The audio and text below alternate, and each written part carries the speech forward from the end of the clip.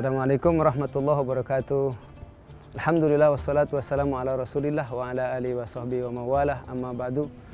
Pemirsa tercinta yang dimuliakan Allah, mudah-mudahan hari ini saya doakan pemirsa semuanya dalam keadaan sehat walafiat. Dan hari ini saya ditemani Kiai Ahmad Salim Indani. Beliau adalah Ketua Dewan Dakwah Kota Bekasi. Saya sapa dulu. Assalamualaikum Ustaz. Waalaikumsalam warahmatullahi wabarakatuh. Kita begini aja. Apa kabar Ustaz? Alhamdulillah sehat Ustaz. Keluarga sehat saja? Alhamdulillah. Alhamdulillah. Baik pemirsa yang dimuliakan Allah, kita sudah ditemani oleh guru kita bahwa di bulan Ramadan ini kan banyak yang puasa. Nah, insya Allah beliau akan menyampaikan tema puasa yang benar saja. Nah, karena penting, ini puasa ini penting, jadi harus puasa yang benar.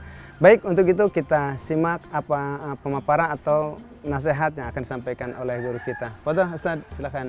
Assalamualaikum warahmatullahi wabarakatuh. Waalaikumsalam warahmatullahi wabarakatuh. Alhamdulillahirrahmanirrahim. Wassalatu wassalam ala rasulihil amin amma ba'd. Pemirsa Elsida TV dimanapun Anda berada, Alhamdulillah kita bertemu kembali dalam acara Risatul Iman. Kali ini saya ingin mengajak pemirsa untuk mengkaji bagaimana cara puasa yang benar. Banyak orang yang menjalankan puasa atau saum, tetapi pada hakikatnya kata Nabi dia tidak berpuasa. Sebagaimana sabda Nabi, rubas saimun. Banyak orang yang menjalankan ibadah puasa, laisa lahu jaza ila ju'a wal atas. Tapi puasanya tidak mendapatkan apa-apa melainkan rasa haus dan lapar. Dari hadis ini berarti kita bisa berkesimpulan karena Rasulullah SAW setiap berucap, setiap bersabda ada urutnya, sebabnya. Maka faktor penyebabnya adalah karena Nabi itu walaupun berpuasa, Nabi tidak pernah berhenti beraktivitas, bahkan bertani, ke pasar, dan Nabi juga berjihad. Sepanjang dalam perjalanan Nabi di bulan puasa itu ya, kita tahu bahwa Nabi itu aktif, bahkan pada hari 29, suatu ketika Nabi itu di hari ke-30 berpuasa. Dan Nabi jalan perjalanan 1,5 jam. Nah, kalau kita lagi puasa 1,5 jam jalan mungkin buka kan. Tapi Nabi tidak. Sampai di suatu kampung Nabi bertemu seorang Badui. Menawarkan, karena Badui ini tahu bahwa itu Rasulullah, menawarkan makanan. Tapi Nabi mengatakan, ini saim, aku puasa. Lalu Badui itu berkata, wallahi wabillahi wa tallahi, ini ra'aitul qamara. Aku sudah melihat bulan. Itu artinya Rasulullah itu ya berpuasa tidak diam. Ketemu orang Badui berarti kan jauh gitu kan. Jadi tidak pernah berhenti lah gitu. Nah, pemirsa Elsita TV ya, dari pengalaman-pengalaman Nabi itu ada urut hadis tadi ya. Nabi mengatakan banyak orang yang berpuasa tapi mereka tidak mendapatkan apa-apa melainkan rasa lapar dan haus. Banyak pertanyaan, ya Rasul, bagaimana cara puasa yang benar yang diajarkan, yang kau ajarkan, yang diajarkan oleh Allah kepadamu, agar kami umatmu ini bisa sebagaimana kami menjalankan ibadah salat. Kau mengatakan, "Shallu kama ra'aitumuni usalli." Lihatlah sebagaimana kamu, salatlah sebagaimana kau melihat aku salat. Nah, adakah pedoman saum atau puasa ya seperti sholat itu? Nah, Nabi menyampaikanlah ya kan bahwa puasa itu ya pada hakikatnya adalah suatu ketetapan, kewajiban yang Allah Subhanahu wa taala itu memang wajibkan seperti dalam surat Al-Baqarah ayat 183. Kan puasa itu ada maksud dan tujuannya. Maksud dan tujuan puasa itu ya kalau kita bandingkan dengan sholat maka lebih agung. Sholat, Allah berfirman dalam surat Toha ayat 14. Untuk apa sholat dalam ayat 14 ini? Agar kamu ingat kepadaku. Innani ana Allah la ilaha illa ana fa'budni wa aqimis salata li dzikri. Jadi itu fungsi yang sangat esensial ya dalam sholat itu, supaya kita sebagai hamba Allah selalu ingat Allah. Makanya kalau nasihat orang tua, nak jangan tinggalkan sholat. Insya Allah nak kamu masih jadi orang saleh. Karena hakikat sholat itu kan adalah dalam rangka kita itu selalu ingat Allah. Mengingat Allah. Ya, satu. Nah sekarang yang kedua, masalah puasa ini. La'allakum tattaqun. Jadi kalau kita ditanya bagaimana cara puasa yang benar, cara puasa yang benar itu adalah yang pertama yang perlu kita harus pikirkan, apakah kita memang berpuasa ini benar-benar dapat menjadikan puasa itu sebagai media untuk menjadikan diri kita bertakwa kepada Allah. Nah, dari situlah kita mulai lihat sifat-sifat orang yang bertakwa. Tentu adalah iman ya, takwa, dan nanti kita lihat ihsan. Itu tidak bisa dipisahkan. Oleh karena itu, ketika kita ingin menjalankan ibadah saum yang benar itu kan, kalau kita habis sholat qiyamul Ramadan, kalau di kampung-kampung di Indonesia kan, dan itu menjadi tradisi. Begitu kita selesai habis sholat witir 3 rakaat kan kita niat. Nawaitu shauma ghadin an adai fardhi syahri Ramadan haji sanati lillahi ta'ala. Jadi kalau kita terjemahkan, aku niat puasa besok gitu kan. Untuk menunaikan suatu kewajiban, ya kan, yaitu puasa Ramadan, bulan Ramadan, ya kan, tahun ini karena Allah, atau hari esok karena Allah Subhanahu wa Ta'ala. Apa artinya? Kita kaitkan dengan hadis yang lain ya. Di sini sahih, innamal a'malu binniyatin wa innamal likulli imri'in ma nawa. Segala sesuatu itu kan harus dilandasi dengan niat. Jadi puasa yang benar itu ya harus dengan niat. Makanya kalau kita habis buka tidur tuh, habis tidur bangun-bangun sampai lupa sholat isya, sampai sholat lupa sahur gitu kan, tahu sudah azan subuh. Gimana nih? Boleh nggak kita puasa? Nah itu Ustaz, sering kejadian. Itu bagaimana kalau begitu Ustaz, niatnya gimana? Kalau dia itu memang habis isya, belum niat, dia tertidur ya, nggak ada sedikit pun dia mau niat, nggak ingat niat sama sekali, ya tidak sah lah tanpa niat. Tapi berbeda dengan puasa sunnah. Kalau puasa sunnah itu kan begitu kita bangun, gua mau puasa, boleh. Kok beda? Ya Nabi mengajarkannya. Makanya benar dan tidaknya puasa itu tergantung apakah kita itu menyenderkan semua perkara yang kita lakukan berdasarkan Nabi atau tidak. Nabi mengatakan dasarnya harus niat. Tapi kita tunggu mungkin ya sejenak. Ya. Baik, pemirsa SMP yang dimuliakan Allah, menarik sekali nih berkaitan dengan puasa. Karena banyak orang yang puasa tidak sesuai dengan apa yang dicontohkan oleh Rasulullah SAW atau puasa yang benar. Sementara kita puasa menginginkan puasa yang diterima oleh Allah Subhanahu Wa Taala. Namun sebelum dilanjutkan, kita sejedah sejenak.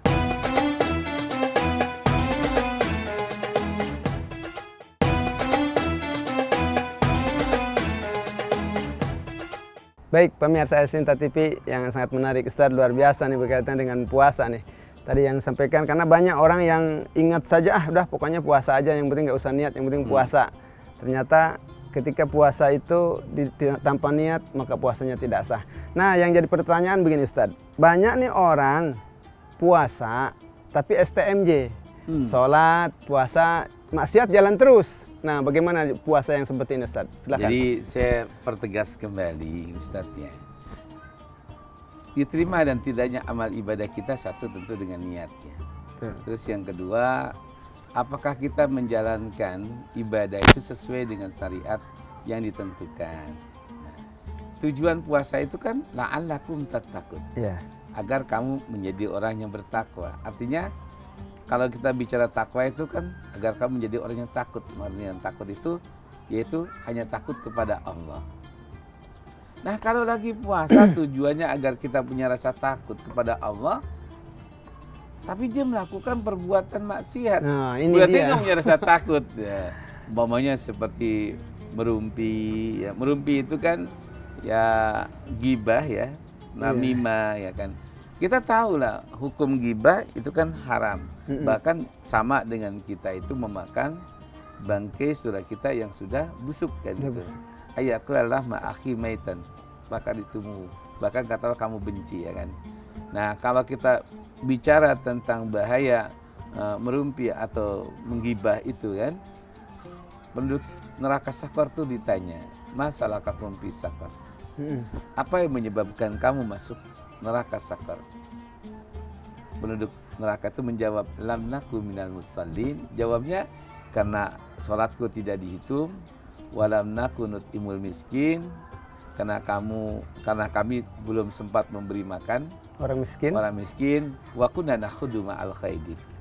Yang ketiga, karena kami suka duduk bersama-sama orang yang sedang merumpi. Masya Allah, oh ini ternyata merumpi ya. Enak nih puasa nih kan. Puasa. Lagi puasa itu kita jalan kemana-mana, naik kereta atau naik apa, tapi sambil merumpikan teman. Nah, inilah kisah kenapa ada hadis rubba shaimun laisa lahul jaza ilal ju'a wal atas. Banyak orang yang berpuasa, mereka tidak mendapatkan nilai puasanya, bahkan pahalanya pun nggak dapat apa-apa. Boro-boro doanya diterima, kalau orang Betawi bilang. Bahkan puasanya itu pun sia-sia dia lakukan. Kenapa?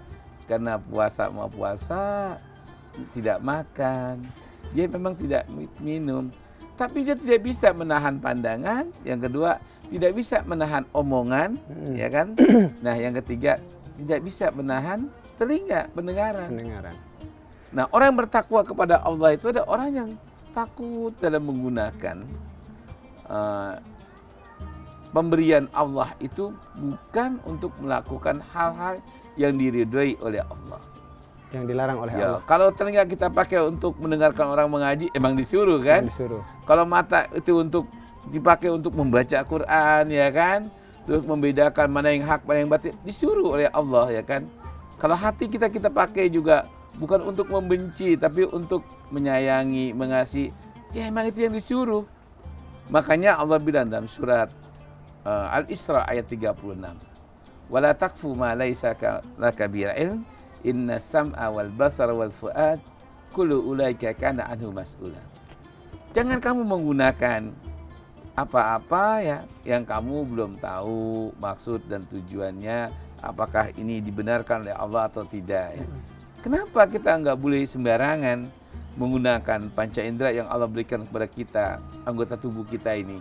Karena Allah katakan, sungguhnya pendengaran telinga kamu, wal basara, penglihatan mata kamu, wal fuad, dan hatimu, semua akan ditanyakan oleh Allah penggunaannya.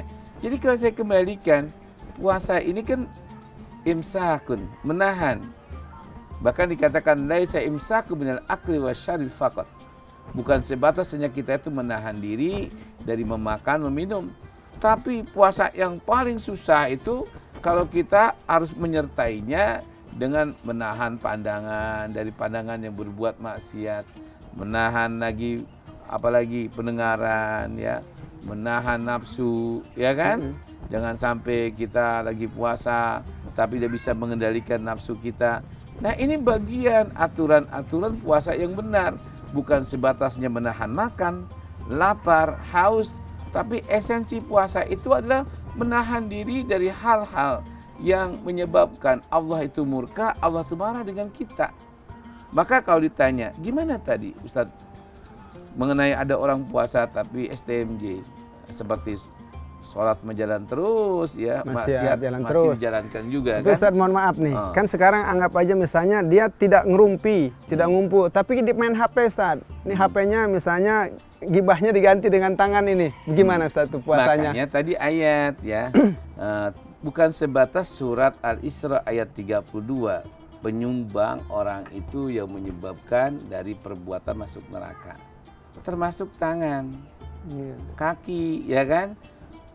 1500 tahun yang lalu itu nggak pernah berpikir adanya WhatsApp, gadget, YouTube, WhatsApp dan sebagainya. Facebook dan sebagainya. Sekarang itu di dalam ayat itu kan Allah berfirman surat Yasin umpamanya ayat 12 ya. Inna nahnu hil mauta wa naktubu ma qaddamu wa atharahum wa kulla syai'in ahsaynahu fi imamin mubin. Ya kan? Kami yang menghidupkan kamu dari mati. Setelah kau hidup, kami akan mencatat semua apa yang kamu kerjakan, apa yang kamu katakan, ya kan? Kecuali apa yang kita niatkan, karena kalau niat baik Allah catat kan, yang dengan kebaikan. Tapi kalau kita belum melaksanakan belum dicatat.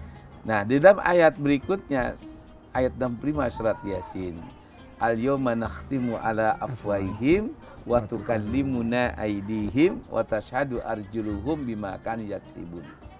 Kata siapa tangan ini nggak berperan dalam berbuat dosa dan dilakukan oleh tangan ini nggak menyebabkan kita itu disiksa oleh Allah. Tapi dalam surat Yasin ayat 65 ini nanti di hari hisab, di mana kita itu akan dihitung semua amalan perbuatan kita ya. Kata Allah, pada hari itu aku sempurnakan nikmatku yang kuberikan kepadamu. Apa contohnya? Nih mulut kita yang biasa bicara, ketika nanti Allah akan membuka benarkah catatan harianmu itu? Nah, maka Allah tutuplah mulut kita, disuruh bicara tuh tangan kita. Tapi nampaknya kita di stop dulu tuh. Baik Ustadz, luar biasa. Pemirsa Yasinta sangat menarik ya. Ketika betul-betul kita dalami berkaitan dengan puasa ya. Memang sangat luas, maka penting sekali di bulan Ramadan ini buka terus berkaitan dengan puasa. Jangan sampai puasa kita tadi yang disampaikan oleh Rasulullah ya. Ustadz, banyak puasa tapi hanya mendapatkan haus dan lapar. Sebelum dilanjutkan, kita akan ada yang lewat yang satu ini dulu.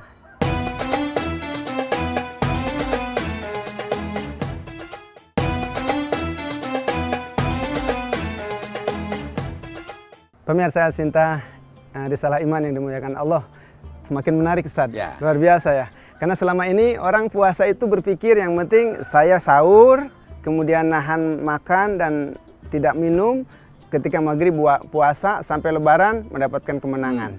Tapi tadi Ustaz disampaikan, bahkan ya tangan saja nih Ustaz. Karena hari ini kan orang mungkin banyak di rumah karena banyak virus lah, takut gitu kan.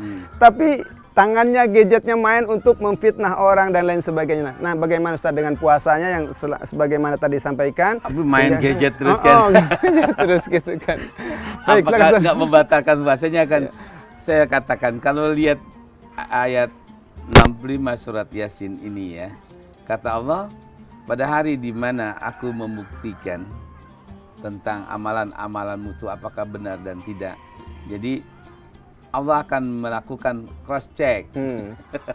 Jadi supaya jangan sampai itu pada protes kan, Allah tutup mulut kita. Yang suruh bicara siapa? Tangan. Waktu kalimuna akan bicara ya. Tangan bicara, Pak. Tangan Allah. Mana sih tangan? Ini tangan ini. Hari ini bisa diumpet ya. Ya. Kalau ini kan lengan ya. Allah nggak suruh bicara tuh lengannya, tapi tangannya. Nah, tangan jari, Pak. Ya kan? Nah, kata Allah, pada hari itu tangan akan bicara. Benar ya Allah, bahwa aku itu yang mengetik, ya kan, sampailah ke tangan mereka, sehingga aku menyebarkan kebohongan, hoax gitu kan.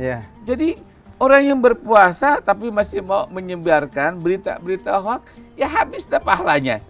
Berarti sia-sia dong puasanya? Sia-sia. Itu rubah saimun. Apalagi tadi, watashadu arjuluhum, kaki. Kalau dulu orang nggak percaya kan, nah sambil main sepeda gitu, kami ngobrol, sama aja. Nggak sadar ngomongin orang. Nggak sadar kan, bekerja semua itu. Nah jadi kalau kita mau puasa yang benar, ya memang harus kita jaga tuh tangan kita, kaki kita, mata kita, telinga kita, hati dan juga mulut kita. Jadi disinilah makanya kalau Nabi mengatakan banyak orang berpuasa, dia nggak dapat apa-apa. Kenapa? Karena puasanya nggak benar. Kenapa nggak benar gitu kan? Niatnya sudah oke. Tidak makan, tidak minum, tidak menggauli isi di siang hari. Oke, itu puasa biasa gitu kan. Yang paling susah puasa itu menahan pandangan, menahan juga omongan, ya kan? Menahan ini perbuatan dengan tangan. Bisa nggak kita akan memilah gitu kan, ini pantas atau tidak di berita diteruskan gitu kan. Nah kalau kita puasa itu pikirin matang-matang lah, bisa saja dulu 15 abad yang lalu belum ada itu gadget. Belum ada. Belum ada, Pak. Kalau paling banyak penyumbang dosa itu sekarang tangan, ya kan? Ternyata udah ada dalam surat Yasin 65 itu. Maka kalau kita ingin puasa kita benar-benar berpuasa itu jangan hanya sebatas menahan makan, menahan minum ya, atau menahan jima di siang hari, tapi ingat, tahan emosi, ya kan? Tahan nafsu kita, kendalikan semuanya. Tahan juga mata kita, tahan juga mulut kita, dan tahan juga dari melakukan perbuatan maksiat tangan dan kaki kita. Berarti puasa sekarang jauh lebih berat saja.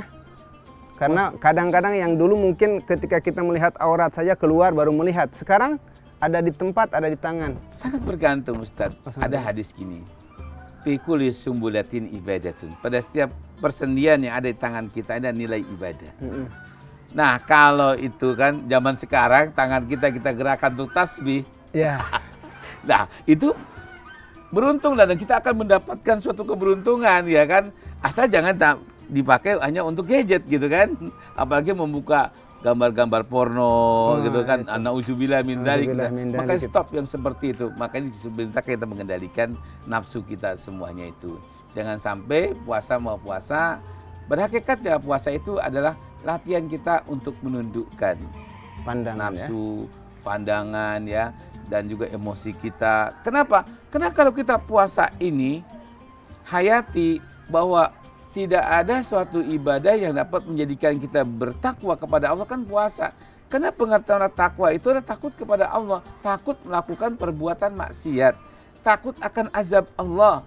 Bahkan kita kalau kita lihat surat Al-Imran 133, yunfikuna fisyarra'i wad-dharra. Orang bertakwa itu kan orang yang pemurah, saking murahnya. Mereka itu bersedekah bukan hanya di waktu yang kaya, tapi di waktu dia miskin pun dia bersedekah.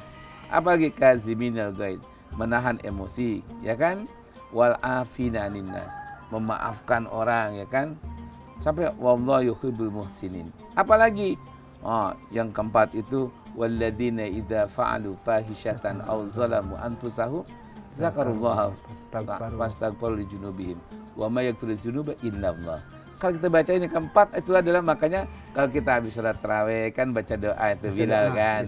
Di antara doa-doanya itu apa sih gitu kan? Astaghfirullah rabbal baraya. Astaghfirullah minal khataya. Intinya itu mohon ampunan gitu kan. Nah, kenapa? Emang diperintahkan dalam puasa itu kalau kita menjadi orang yang bertakwa itu ada orang yang mau mengakui akan dosa-dosanya, kesalahan-kesalahannya, kekurangan-kekurangannya, terutama dosa kita bersama kita, apalagi kepada Allah. Karena keuntungan orang yang berpuasa diantaranya adalah Allah mendekat kepada kita. Baik pemirsa STP, Ustadz, luar biasa ya, semakin jelas berkaitan dengan puasa ya.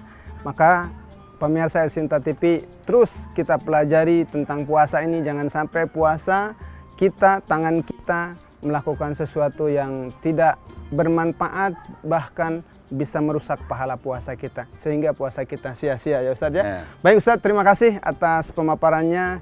Mudah-mudahan sangat bermanfaat di bulan Ramadan ini, dan juga mudah-mudahan Ustadz selalu sehat dan kita bisa bertemu lagi di bulan Ramadan, juga bisa menjalankan puasa ini dengan baik dan maksimal. Terima kasih pemirsa Sinta. Mudah-mudahan sekali lagi semua apa yang disampaikan bisa menjadi nasihat buat kita semua. Terima kasih Ustadz. Ya, Assalamualaikum warahmatullahi wabarakatuh.